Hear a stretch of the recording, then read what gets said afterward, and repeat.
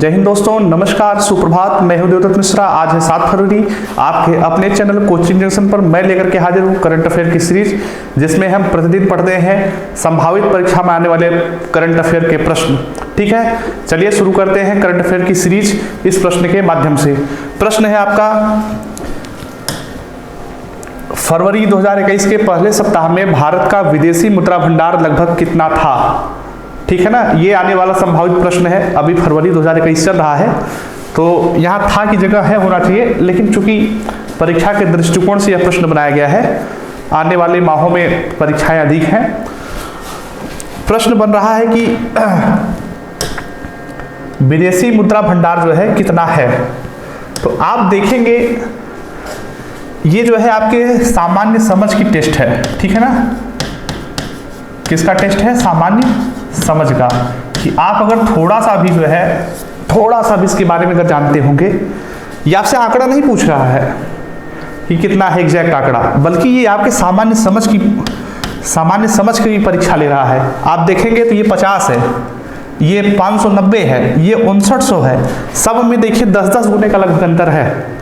ठीक है ना, अगर आपको मालूम है कि विदेशी मुद्रा भंडार इस समय उसकी क्या स्थिति है, तो आप अनुमान लगा करके भी जो है दे सकते हैं।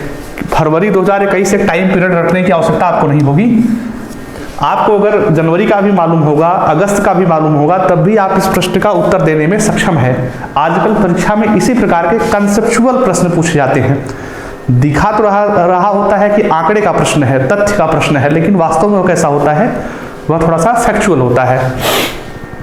इस प्रश्न का सही जवाब है 590 अरब डॉलर। ठीक है ना, कल वित्त राज्य मंत्री, ये भी जान लीजिए एक नया टर्म है, वित्त राज्य मंत्री अनुराग ठाकुर ने प्रेस कॉन्फ्रेंस करके बताया। किसने? अनुराग ठाकुर ने। ठीक है ना, वित्त राज्य मंत्री है। वित्त मंत्री कौन है? श्रीमती निर्मला सीतारमण। वित्त राज्य मंत्री कौन है? अनुराग ठाकुर है। उन्होंने बताया कि भारत का विदेशी मुद्रा भंडार अब तक के सर्वोच्च स्कोर कितने पर पहुंच गया? 590 अरब डॉलर। विदेशी मुद्रा का मैनेजमेंट भारत सरकार की तरफ से कौन करता है? रिजर्व बैंक ऑफ इंडिया करता है। इसमें क्या क्या शामिल होता है? इसमें विदेशी मुद्राएं जैसे डॉलर, यूरो, येन, एक तो ये शामिल होता है, दूसरा सोना होता है, तीसरा IMF के जो है रिजर्व ट्रांसपोजिशन बोलते हैं वो शामिल होता है। इस प्रकार के जो है रुपए के अतिरिक्त स्रोत शामिल होते हैं, जिन्हें एक्सचेंज में काम आया जाता है। ठीक है ना, कहाँ काम आते हैं? सब एक्सचेंज में काम आते हैं। अगला प्रश्न देखते हैं। अगला प्रश्न क्या है? प्रश्न है, हाल ही में प्रधानमंत्री नरेंद्र मोदी वीडियो कॉन्फ्रेंसिंग के जरिए किस हाईकोर्ट की हीरक जयंती के मौके पर आयोजित कार्यक्रम में शामिल हुए? कल की बात है, भारत के प्रधानमंत्री नरेंद्र मोदी जी गुजरात हाईकोर्ट, कौन सा हाईकोर्ट? सही जवाब है इसका गुजरात हाईकोर्ट की हीरक जयंती। हीरक जयंती का मतलब हो गया डायमंड जुबली। ठीक है ना, अगर आप यूपीएससी वगैरह दे रहे हैं या कह लीजिए यूपीपीसीएस दे रहे हैं, तो कई बार आंसर राइटिंग के समय ये सब जो है प्रश्न में ये टर्म लिख देना जो है ज़्यादा अच्छा माना जाता है। हीरक जयंती क्या है? अगर आप हिंदी में दे रहे हैं तो हीरक जयंती, अंग्रेजी में दे रहे हैं तो डायमंड जुबली। थोड़ा सा जान लीजिए, रजत जयंती कब होता है? जब 25 वर्ष पूरे हो जाए तो क्या बोला जाता है? रजत जयंती। 50 वर्ष पूरे हो जाए तो क्या बोला जाता है? स्वर्ण जयंती। ठीक है ना, गोल्डन जुबली। ये सिल्वर जुबली, गोल्डन जुबली, फिर क्या आता है? हीरक जयंती यानी डायमंड जुबली।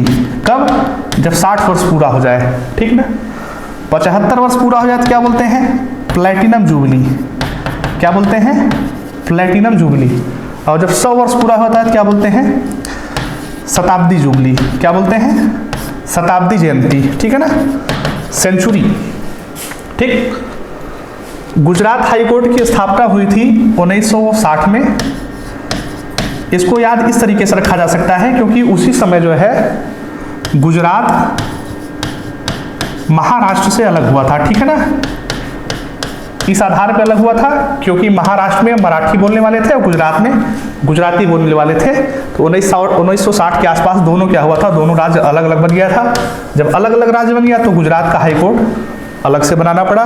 गुजरात हाईकोर्ट कहाँ है? अहमदाबाद में है, ठीक है ना। गुजरात के मुख्यमंत्री कौन है? कमेंट करके बताइएगा, ठीक है ना। गुजरात के मुख्यमंत्री कौन है, ठीक है ना। सरल प्रश्न है। अगला प्रश्न है, मध्य प्रदेश का राज्य पशु कौन है? प्रश्न ये है, न्यूज में है, कल का अखबार अगर आप पढ़े होंगे तो न्यूज में है, फोटो देख रहे होंगे तो पक्षी की लगी है। हमारी एडिटोरियल टीम ने जो है लगा दिया है कि आप पशु के बारे में बताइए तो पक्षी के बारे में भी बता दीजिए, इसलिए पशु की फोटो न लगा करके पक्षी की फोटो लगा दी जा रही है, ठीक है ना। तो मध्य प्रदेश का राज्य पशु जो है वो है बारहसिंगा। क्या है? बारहसिंगा। यह उत्तर प्रदेश का भी राज्य पशु है, ठीक है ना। उत्तर प्रदेश का भी राज्य पशु क्या है? बारहसिंगा ही है, ठीक है ना। इसके बारे में एक आंकड़ा आया है। पहली बात जान लीजिए कि बारहसिंगा सर्वाधिक कहाँ रहते हैं? मध्य प्रदेश में ही पाए जाते हैं। कहाँ पाए जाते हैं? मध्य प्रदेश में पाए जाते हैं। तो न्यूज ये आई है कि 12 सिंगों को, ठीक है ना, एक विशेष जो है 9 हेक्टेयर के एरिया में रखा गया था उनका संरक्षण करने के लिए, ठीक है ना। 12 सिंगों को रखा गया था 9 हेक्टेयर के एरिया में कि उनका कंजर्वेशन किया जाएगा। धीरे धीरे ये संख्या बढ़ करके 21-22 पहुंच गई थी, लेकिन हाल ही में 11 की मौत हो गई। और जिसमें पाया ये गया कि एक तो 12 सिंगों की 12 सींगें नहीं उग रही थी, ठीक है ना, 12 से कम सींगें उग रही थी। क्या कारण था? तो पाया गया कि इनमें इनको जो विटामिन ज़रूरी चाहिए, जो पोषक तत्व चाहिए वो नहीं मिल पा रहे हैं। तो निर्णय ये लिया गया कि जो ये 9 हेक्टेयर का क्लोज्ड एरिया था उसको खुला छोड़ दिया जाए और जो बचे खुचे 12 सिंगा हैं उनको भी क्या कर दिया जाए? मुक्त कर दिया जाए। ये स्वतंत्र रूप से रहेंगे तो हो सकता है इनको पोषक तत्व जो है जंगल से मिलता रहे, ठीक है ना। अब यहाँ फैक्ट्स आपको क्या क्या मिला? एक तो मिला मध्य प्रदेश का राज्य पशु क्या है? बारहसिंगा है, ठीक। दूसरा इसी बात पे पता चला कि यह जो है पशु उत्तर प्रदेश राज्य का भी राजकीय पशु है, ठीक है ना। मध्य प्रदेश की पशु की बात आई है तो ये जो फोटो देख रहे हैं ये मध्य प्रदेश का राजकीय पक्षी है। क्या नाम है इसका? Flying catchers. क्या नाम है? फ्लाइंग कैचर्स बर्ड, ठीक है ना। उत्तर प्रदेश का राजकीय पक्षी कौन सा है? तो उत्तर प्रदेश का राजकीय पक्षी मैंने आपको बताया है, आप पढ़े हैं, वो है सारस, अंग्रेजी में जिसको बोलते हैं क्रेन, ठीक है ना। भारत के बारे में आपने रटा ही हुआ है कि भारत का राष्ट्रीय पशु है रॉयल बंगाल टाइगर। क्या है? रॉयल बंगाल टाइगर, ठीक। और राष्ट्रीय पक्षी क्या है? राष्ट्रीय पक्षी है मोर, ठीक है ना। अगला प्रश्न चलते हैं, देखते हैं अगला प्रश्न क्या है। अगला प्रश्न है, दंतेवाड़ा में सुरक्षा बल को मिली बड़ी कामयाबी, एनकाउंटर में इनामी नक्सली ढेर, ठीक है ना। अब कौन सा नक्सली था, क्या इनाम उसमें रखा था, उस बारे में चर्चा हम नहीं करेंगे, ठीक है ना, वो बहुत मायने नहीं रखती है। मायने ये रखता है कि नक्सलवादी क्या है, नक्सलवादी आंदोलन क्या है, कहाँ से फैला था। और प्रायः समाचार में ये दंतेवाड़ा चर्चा में रहता है। दंतेवाड़ा ही चर्चा में क्यों रहता है, कहाँ है यह, ठीक है ना, ये ज़्यादा जानना महत्वपूर्ण है कि दंतेवाड़ा किस राज्य में है, ठीक। तो इस प्रश्न का सही जवाब है दंतेवाड़ा जो है छत्तीसगढ़ राज्य में है, ठीक है ना। कहाँ है? छत्तीसगढ़ राज्य में है। ये देख रहे होंगे, ये पूरा एक प्रकार का जो है लार्जर फिगर है, ये सूर्य चमक रहा है। विश्व के कुछ देशों में रात्रि है, विश्व के कुछ देशों में क्या है, अंधेरा है। इसके अनुसार, मैप के अनुसार तो यहाँ अंधेरा दिख रहा है, कोई बात नहीं है। चलते हैं अपने भारत देश की तरफ और भारत देश में देखते हैं कि दंतेवाड़ा कहाँ है, ठीक है ना। देखते हैं कि दंतेवाड़ा कहाँ है। ये इंडिया का मैप है और आप जानते होंगे कि छत्तीसगढ़ जो है यही कहीं पड़ता होगा। अगर आपसे पूछ लिया जाए छत्तीसगढ़ कहाँ पड़ता है, तो वैसे भी आपको कम से कम मैप इतना देख लीजिए कि जब छत्तीसगढ़ की बारी आए तो आप यहाँ टिक न लगाकर कम से कम उसको यहाँ खोजिए, ठीक है ना। और चलिए आइए, ये जो लोकेशन पॉइंट आपको दिख रहा है, ये दिख रहा है, ये है दंतेवाड़ा का। किसका है?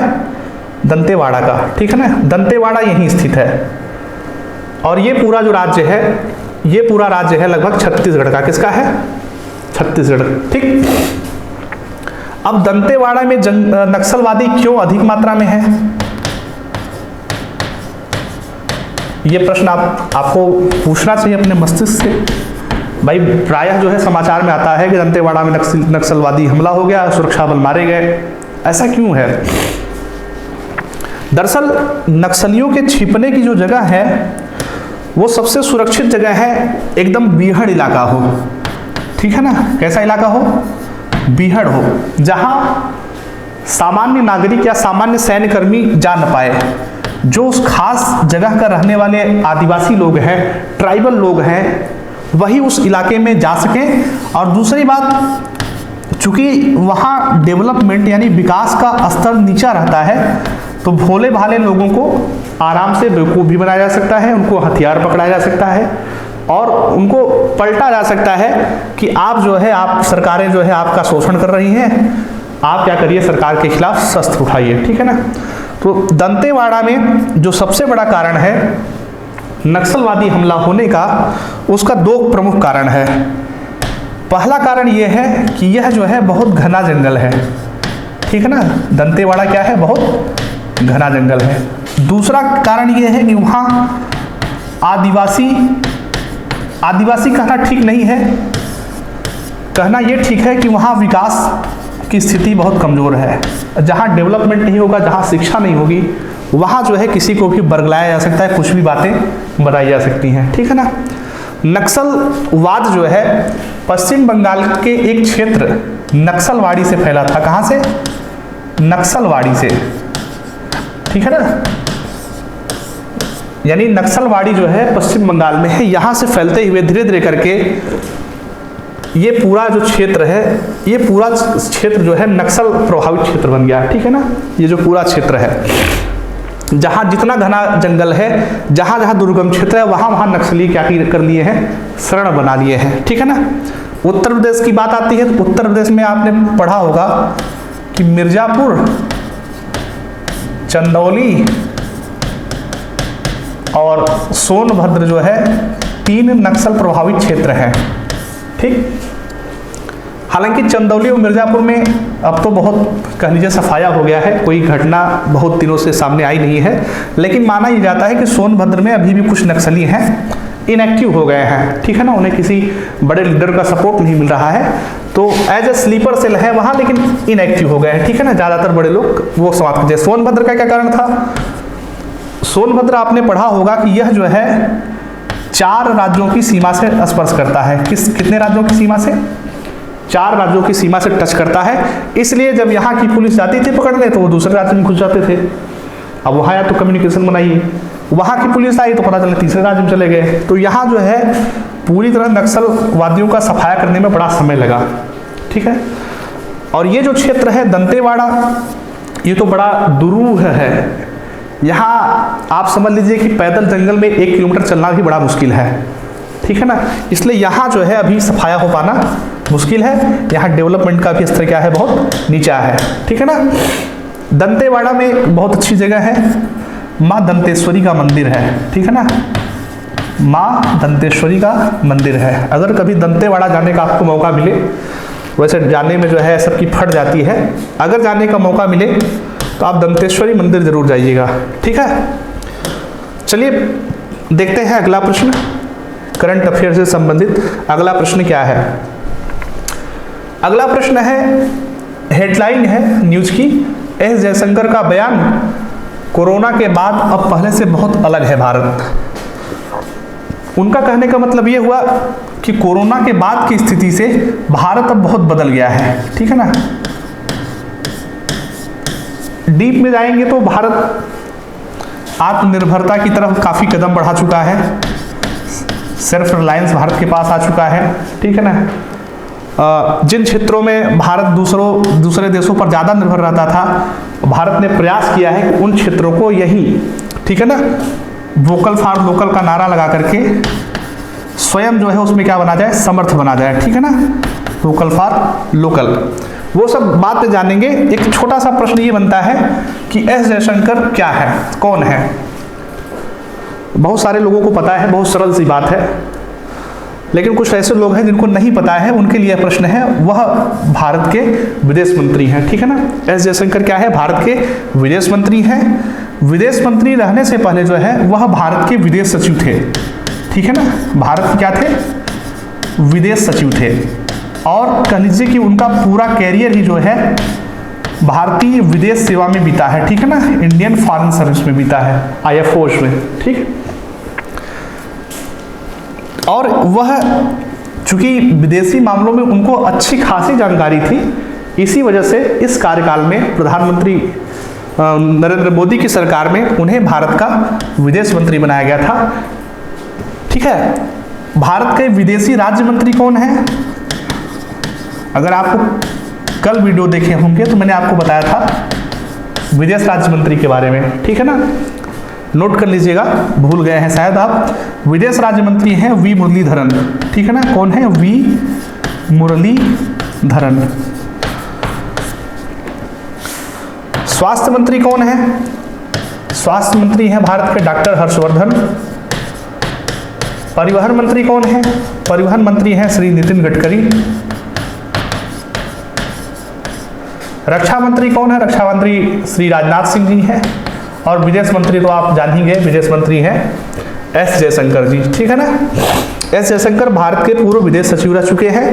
पूरा करियर उनका विदेश मंत्रालय और विभिन्न जगहों पर जो है भारत के एम्बेसडर के रूप में बीता है, ठीक है ना। चीन में भी भारत के जो है उच्चायोग में काम कर चुके हैं, रह चुके हैं। एक नई हेडलाइन है, सरकार ने सीरम को दिया न्यूमोनिया वैक्सीन की 240 लाख डोज का ऑर्डर। इस प्रश्न को नोट कर लीजिएगा, यह प्रश्न जो है आज की टॉपिक का मोस्ट इंपॉर्टेंट प्रश्न है, ठीक है ना। इसको याद कर लीजिएगा, समझ लीजिएगा।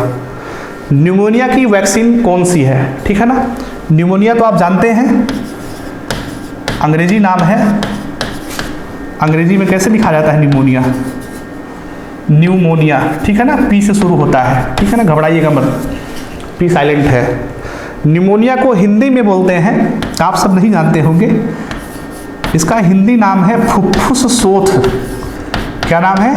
फुफ्फुस शोथ, ठीक है ना। फुफ्फुस मतलब सांस लेने की जो नली है वहाँ स्वेलिंग आ जाती है, सूजन आ जाता है, और यही सूजन क्या कहलाता है? न्यूमोनिया कहलाता है, ठीक है ना, फुफ्फुस शोथ कहलाता है। यह जो है यानी न्यूमोनिया जो है कई कारणों से हो सकता है।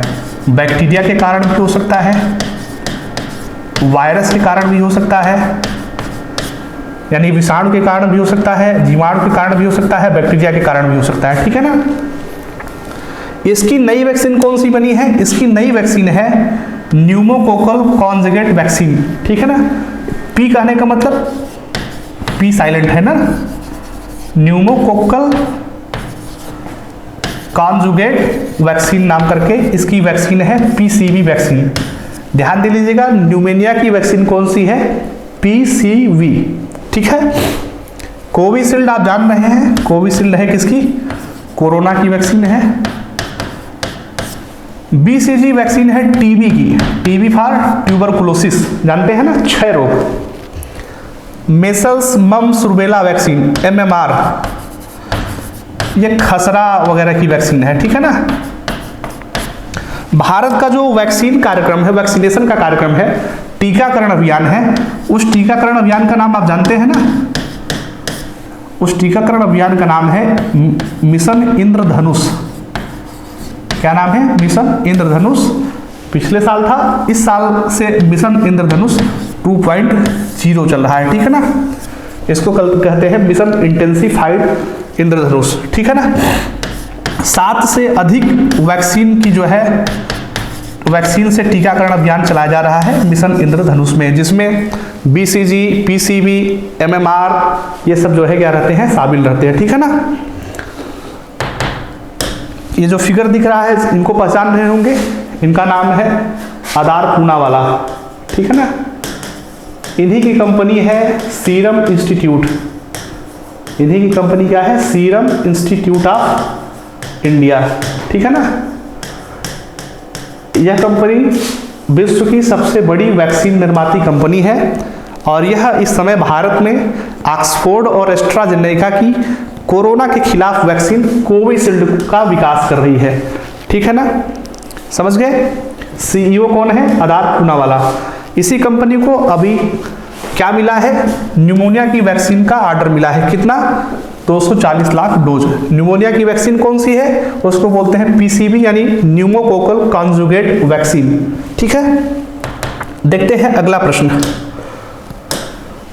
अगला प्रश्न है, गत 5 सालों में असम में हुई 71,000 शिक्षकों की नियुक्ति मात्र एक दिन में बटे 29,700 नियुक्ति पत्र। तो थोड़ा सा राजनीतिक बयान है यह। असम के मुख्यमंत्री तो जानते हैं आप, हिमंत बिस्वा शर्मा है। कौन है? हिमंत बिस्वा शर्मा। उन्हीं का बयान है। वो पिछले सरकारों पर हमलावर है। उन्होंने कहा कि पिछले 5 साल में मात्र 71,000 शिक्षकों की भर्ती हुई और उन्होंने एक दिन में 29,701 शिक्षकों को नियुक्ति पत्र बांट दिया। ठीक है ना, तो वाहवाही अपनी करा रहे हैं। प्रश्न ये बनता है, निम्नलिखित में से कौन सी नदी असम से प्रवाहित होती है? नदियों के बारे में आप थोड़ा सा भी जानते होंगे तो आपको पता होगा कि गंगा कहाँ से प्रवाहित होती है, गोमती कहाँ से प्रवाहित होती है, ब्रह्मपुत्र कहाँ से प्रवाहित होती है और नर्मदा कहाँ से प्रवाहित होती है। बहुत ही महत्वपूर्ण नदियाँ हैं। गोमती थोड़ा सा कम जानकारी में रहती है, लेकिन ये 3 नदियाँ गंगा, ब्रह्मपुत्र, नर्मदा तीनों बड़ी नदियाँ हैं और भारत के बड़े भूभाग पर यह प्रवाहित होती हैं। ठीक है ना। इस प्रश्न का सही जवाब जान लीजिए। असम में इन चारों विकल्पों में से ब्रह्मपुत्र नदी प्रवाहित होती है। कौन सी नदी प्रवाहित होती है? ब्रह्मपुत्र नदी प्रवाहित होती है। ये आपका मैप है भारत का। ठीक है ना, मैप थोड़ा सा मैं छोटा कर दूं।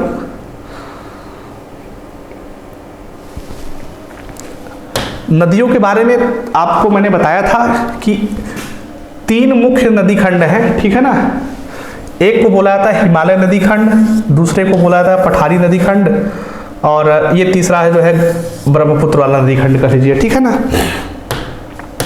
इसमें यहाँ से सिंधु और उसकी 6 सहायक नदियाँ निकलती हैं जिसके बारे में मैंने आपको बताया था। ये कहाँ से कहाँ तक बहती हैं? यह बहती हैं पूरब से पश्चिम। कैसे बहती हैं? पूरब से पश्चिम। जल्दी जल्दी में थोड़ा थोड़ा करके देख लेंगे। ठीक है ना, कैसे बहती हैं? पूरब से पश्चिम बहती है। ठीक है ना। कौन कौन सी नदियां? 6 नदियां हैं। आपको मैंने नाम भी बताया था, ट्रिक से बताया था ना। क्या बताया था? श्री बालक Ram is chief justice of India. और इसमें बताया था सिंधु, झेलम, चिनाब, रावी, ब्यास, सतलज ये इस क्षेत्र से बहती हैं। ठीक है ना। गंगा यमुना क्षेत्र, इस गंगा यमुना की नदियां इस क्षेत्र से बहती हैं। यमुना आकर के यहीं समाप्त हो जाती है इलाहाबाद में और फिर गंगा ही बहती है। ठीक है ना। यहाँ नेपाल से कुछ नदियां बहती हैं, कोसी, गंडक और महानदी करके। ठीक, 3-4 नदियां यहाँ से बहती है। एक तो है जो है जिसको बोलते हैं हम ताप्ती नदी बोलते हैं। ठीक है ना, ताप्ती नदी, कावेरी नदी, ये सब यहाँ से बहती हैं। नर्मदा नदी यहाँ नासिक से प्रवाहित होकर के दक्षिण भारत में बहती है। नर्मदा हो गया, कृष्णा हो गया, कावेरी हो गई, ये इस तरह से बहती हैं। ठीक है। भारत की कह लीजिए, भारत के संदर्भ में कहना ठीक नहीं है। ब्रह्मपुत्र नदी जो है तिब्बत के पठार से निकलती है। कहाँ से निकलती है? तिब्बत के पठार से। और यही एक ग्लेशियर है, उसको बोलते हैं चेमयांगडुंग। क्या नाम बोलते हैं उसको? चेमयांगडुंग। और इसी ग्लेशियर से निकल करके यह पहले भारत की सीमा के समानांतर तिब्बत में इस तरीके से बहती है। ठीक है ना। और इस तरीके से बहते हुए जो है वह अरुणाचल प्रदेश के पास एक क्षेत्र है नामचा बरवा। कौन सा क्षेत्र है? नामचा बरवा। उस क्षेत्र में बिल्कुल यू टर्न लेते हुए, ठीक है ना, बिल्कुल क्या करते हुए? यू टर्न लेते हुए भारत में प्रवेश करती है और अरुणाचल प्रदेश असम से बहती हुई फिर बांग्लादेश से बहती हुई बंगाल की खाड़ी में अपना जल विसर्जित करती है। ठीक, एक बार भी अगर आपने मानचित्र में ब्रह्मपुत्र नदी के बारे में पढ़ा होगा तो आप जान गए होंगे कि ब्रह्मपुत्र नदी तिब्बत से शुरू होकर के पूर्वोत्तर भारत में असम, अरुणाचल प्रदेश और असम से होते हुए बांग्लादेश में आकर के जल विसर्जन कर देती है। इसका शेष भारत से कोई मतलब नहीं रह जाता है, ठीक है ना, ठीक है ना, शेष भारत से इसका कोई मतलब नहीं रह जाता है। और जो गंगा यमुना नदियां प्रवाहित होती हैं, ये चूंकि उत्तर भारतीय नदियां हैं, इसलिए इसका पूर्वोत्तर भारत से इनका कोई मतलब नहीं है। ठीक, आपको समझ में आया? आज के इस सत्र को हम यहीं समाप्त करेंगे और एक अनुरोध करेंगे कि अगर आपने चैनल अभी भी सब्सक्राइब नहीं किया है तो आप चैनल सब्सक्राइब कर लें, दूसरों को भी चैनल जरूर सब्सक्राइब करें। यूपीएससी का केजीएफ बैच चल रहा है, अभी फीस मात्र 999 है। अगर आपने एडमिशन न लिया हो तो तुरंत एडमिशन ले लीजिए, क्योंकि फीस इसकी बढ़ने वाली है और इसकी बढ़ी हुई फीस हो जाएगी 10 फरवरी के बाद 1599। अगला बैच 20 फरवरी से शुरू हो रहा है। जो शिक्षक भर्ती का सपना देख रहे हैं उनके लिए यूपी टीईटी और सुपर टीईटी दोनों के एग्जाम का एक कंबाइंड बैच जो है बनाया गया है, जो 20 फरवरी से शुरू होगा। उसका भी एडमिशन शुरू हो चुका है, उसकी फीस अभी 1299 है और 20 फरवरी के बाद उसकी फीस कितनी हो जाएगी? 2199 हो जाएगी। तो तुरंत एडमिशन लीजिए, अपने परिचितों को जरूर एडमिशन दिलवाइए। एक्सपर्ट टीचर्स कोचिंग जंक्शन पर पढ़ाते हैं, निश्चित ही आपको कोचिंग जंक्शन के साथ मेहनत करने पर सफलता आपको मिलेगी। ठीक है, विदा लेते हैं, नमस्कार, धन्यवाद, आपका दिन शुभ रहे।